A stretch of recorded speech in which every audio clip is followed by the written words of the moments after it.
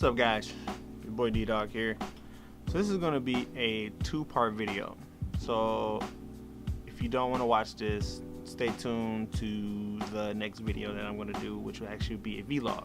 This video, however, is going to be a video response to Casey Neistat's recent video that he made. Was pretty much giving his secrets and tips and everything of how he goes about his day and how he does his vlogs. At the same time, this is not a diss to his video at all. I'm a big fan of Casey Neistat. He was the reason why I actually started the vlogging thing, while I wanted to get into it, why I wanted to do it. I always wanted to express myself and how my days go. You know, I used to be a blogger before I was a YouTuber. I used to blog every day. If you want, I can post my blog page in the description below. Every time I say I'm gonna post something in the description below, I never do it, but I'm actually gonna do this time, so it's gonna be down there. I used to blog a lot about my days, whether it was good, bad, sad. I felt like that was my gateway of actually expressing myself. I've physically never seen anybody in Michigan walk around with a camera doing, holding a camera, recording themselves. Never saw that before. I've always seen people on YouTube actually doing it, whether they stay in California or New York, down south. Never seen nobody in here like locally do it. You got Pontiac DDG, but he moved to California. He actually, he does it.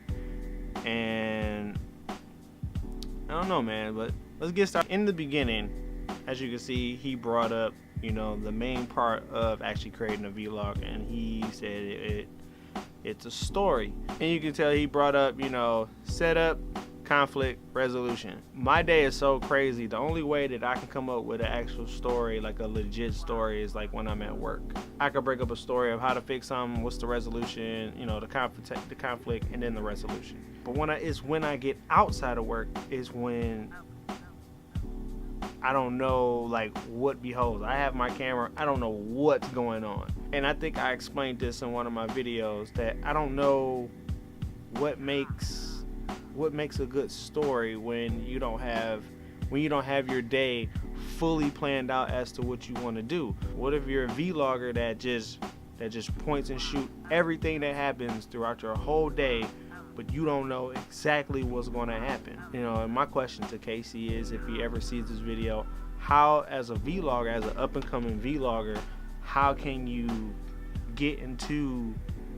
make a story based off that? Some vloggers may think that they know their whole day. They may plan their whole day out like, all right, I'm going to go to work, when I get off work, I'm going to do this, and then I'm going to do that, and then we're going to go here. In light of things, some vloggers like myself, I don't plan it out. I literally I'm just vlogging, doing whatever happens, it happens. So in order to make a good story, how can you build a story based off when you don't have your whole day planned out, when you just go about whatever happens? How can you make a story, a legit story, as to how it pans out? Because how can you create he mentioned the three things, so how can you make a good vlog based off those three things? That's my question to him on that. Then he also talked about shots. Now, as you can see, I have my stationary shot right here. It's on my Gorilla Pod.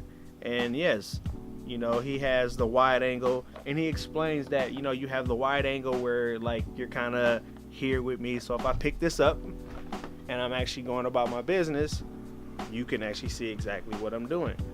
And I think I got this part right. But what would be the correct lens to use for a situation like this if you want to have a wide angle lens? What would be the correct lens that you would suggest that a up-and-coming vlogger would use in those situations? I know you list all your equipment that you use in your vlogs, but you switch to Sony.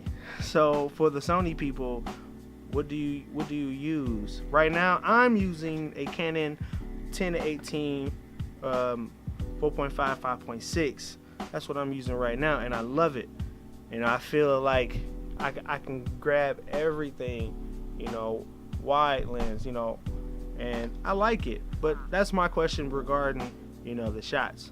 When you're recording off the phone, you know, like my phone, I have a Google Pixel and I have an iPhone 7. Now I know you have the S8. So in difference of quality, do you dumb down your video to actually match up with your camera that you're shooting? So say for example, I have this camera, right? I have a Canon T5i and it shoots in 1080p, right? So would you say dumb down the quality on my camera because it shoots in 4K, dumb it down to 1080p? What if the 1080p doesn't look as great as the camera, my stationary camera? So what would you say to people who always like shooting from their phone? And most YouTubers, they always say, oh, you can do anything, shoot from your phone.